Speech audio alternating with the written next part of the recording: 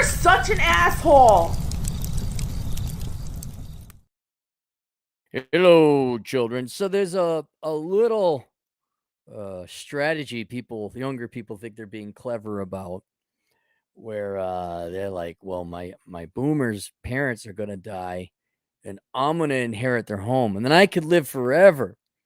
And on the face of that, that seems feasible. And in some circumstances, it could be like if you're the only child, and if the house sells, and if all the baby boomers dying all at the same time or within, several, they are going to die, right? And then everyone liquidates their home or sells it, or you're going to live in the home, which is a whole other different thing, but I won't get it. But let's say your plan is to sell the home, take the money, and then go live in a van in some place where Democrat adults poop in the streets. If they're all dying at the same time, that's going to depress housing prices. That assumes there's a buoyant housing market, et cetera, et cetera, et cetera. There are ways that can happen. It's not impossible. But let me tell you why it ain't going to work out for a majority of you. A couple reasons, right? First, I don't know if you've seen Alex Trebek when he was still alive, but he used to do commercials for, what was it, Freedom or American? Even though he was a Canadian, I think it was American Mortgage or something like that. Well, they were advertising this thing called reverse mortgages. What a reverse mortgage is where your baby boomer parents own their house outright, which we'll get to that later. But let's just say in this magical world of unicorn farts, your baby boomer parents who failed to warn you about the dangers of majoring in philosophy and co-signed on your loan for that, these financial geniuses somehow managed to pay off all the mortgage, right? So you sell it for $500,000, you're going to get $500,000. What reverse mortgage would do is like, oh, we see you have $500,000 house there with no mortgage on it. Like, you own it outright. And the baby boomers, which based on my book, Poor Richard's Retirement, only 70%, I'm sorry, 30%, sorry, only 30% have enough money saved up for retirement. Now, that might have changed since that book came out because the stock market has changed. But the baby boomers did not have enough for retirement, let alone the medical bills, which they all want to live forever. So 70% of them don't have enough. So the fine men and women in the financial services industry says, we're going to offer you a reverse mortgage. And your baby boomer parents say, what is that, Alex Trebek? It's where you will pay yourself equity of the home out of your mortgage, out of your house, up to a certain percent of the value of the home to help subsidize your income. Because apparently Social Security, free health care, Lord knows whatever else, and all that money you saved up in your 401k religiously, right? Right? You didn't buy boats or cars or nothing, right? Right? So they pull the equity out of their home over several years, and it doesn't go down to zero. I don't know what amount. Maybe it's down to 30%, but they pull out the equity of the home.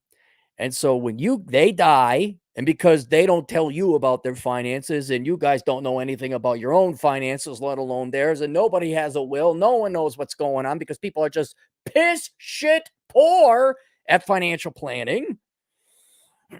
They die, and you're like, ooh, the house. And then you find out, hey, there's this guy from Wells Fargo over here, the mortgage division, and he says that he gets paid 70% of the value of the house. So let's do some math here. So 70% times 500,000. That means 350. So he goes and he walks away with $350,000 to make whole the mortgage. And then you are left with $150,000, which, by the way, if you have two siblings, that's $50,000. I know you guys went to the public schools and have your liberal arts degrees, and you can't divide $150,000 by 3. And Lord knows what that really even means, because 2 + 2 can equal 5. But you will get a check for $50,000 each of you. That's if your parents had that. That's if they had 70% of the equity taken out of their home. With only 30% left, and it's a $500,000 home, which is about right, which is about average. So you get, if you're the only child, you get $150,000. But if you have siblings, well, you got to divide, and we know how math is very difficult from the public school system, kids and college graduates in America. Now, The scenario I painted before is even too rosy and optimistic because I don't know if you remember the housing crisis, which probably a lot of you don't because you're too young.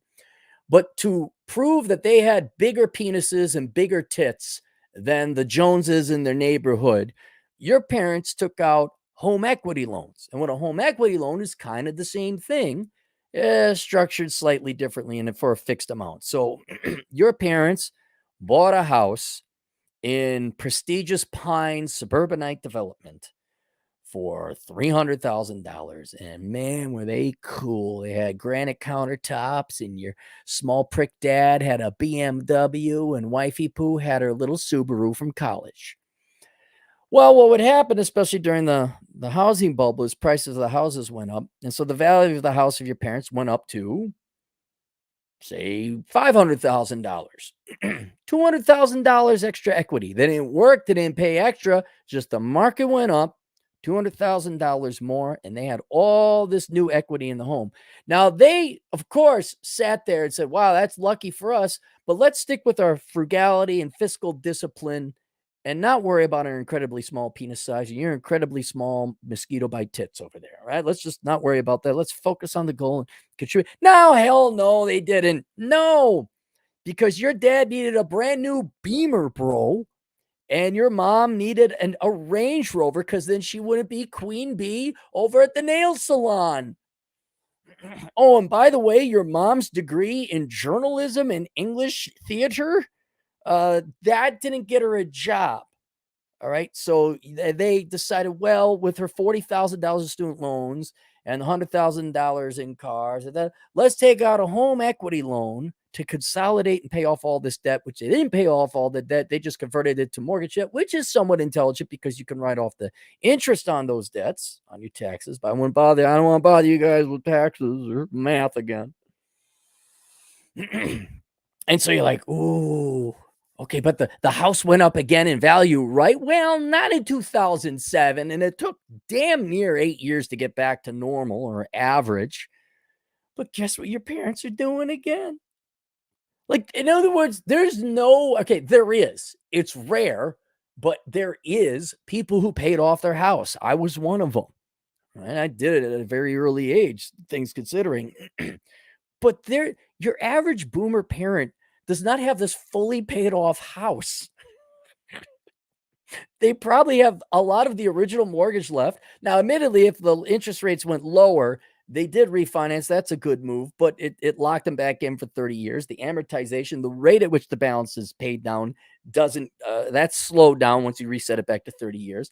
And I can almost guarantee you they took out more home equity line. I'm not going to look it up. You know why? Because I know Americans are absolute shit with the finances, gray hairs or not. I don't have to look it up. I could just trust your guys's ineptitude and basic financial management to know that if I were to pull up the data, let's look it up. What percent of boomers have their house paid off?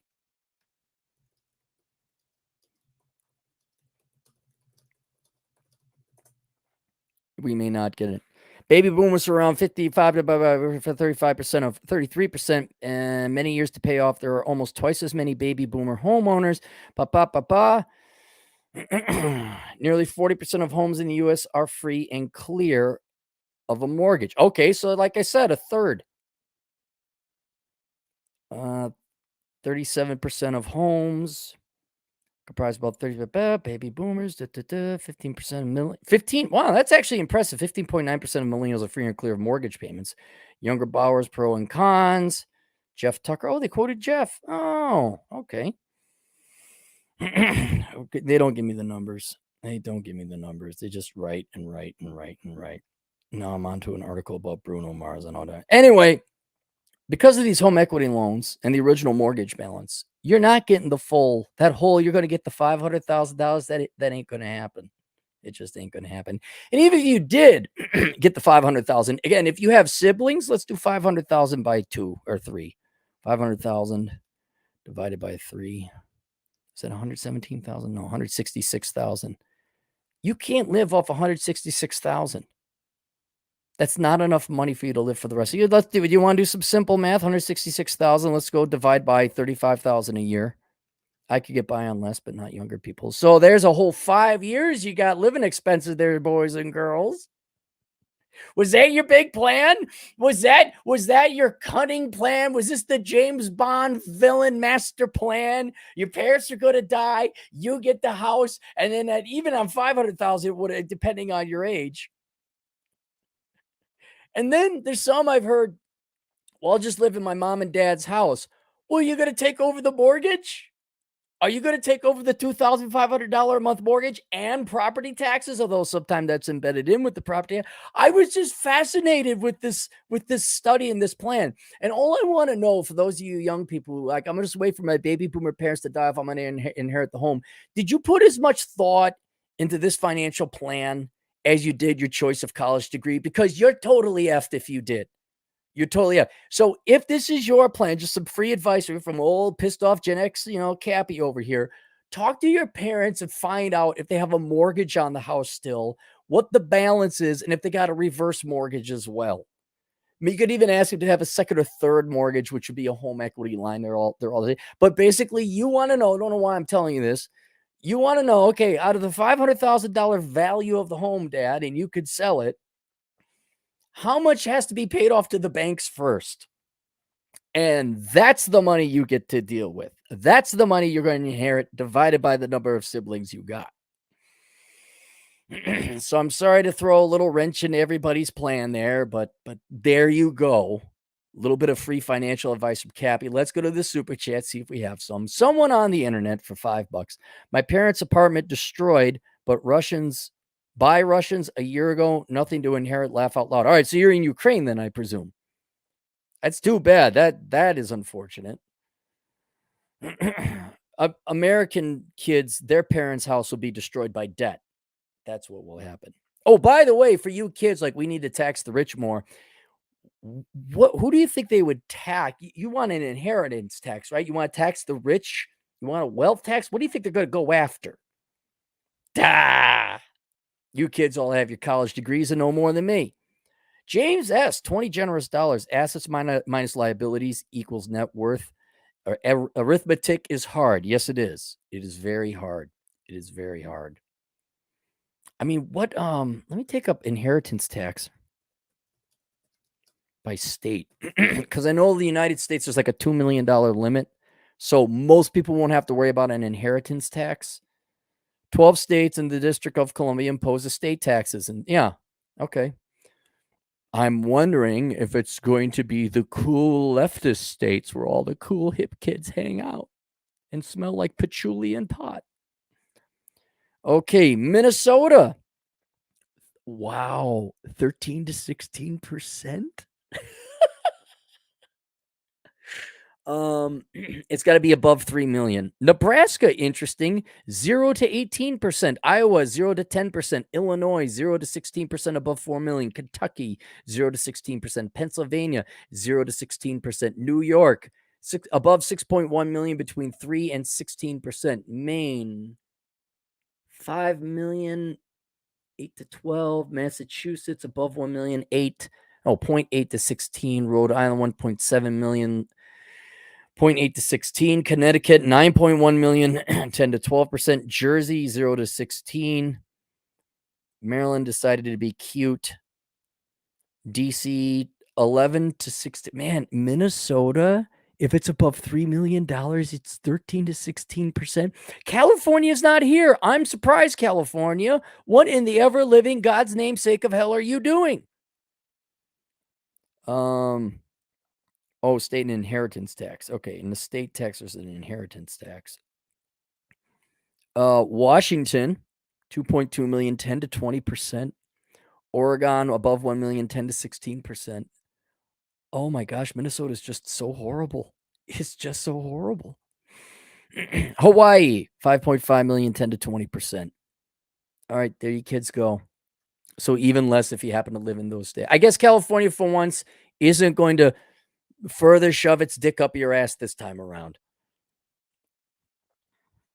Although they like that in California. That's how you pay rent in California. Oh God, I'm so bad today. All right, so link below, 2 books, Bachelor Pad Economics. If you are interested in getting your financial act together, not solely relying on your parents' death and inheritance to finance you for the rest of your life. And another book for the younger generations, How Not to Become a Millennial. So your financial retirement planning isn't like, I hope my parents die so I could get in the house and live in the house for free. We'll see you guys later. Toodles.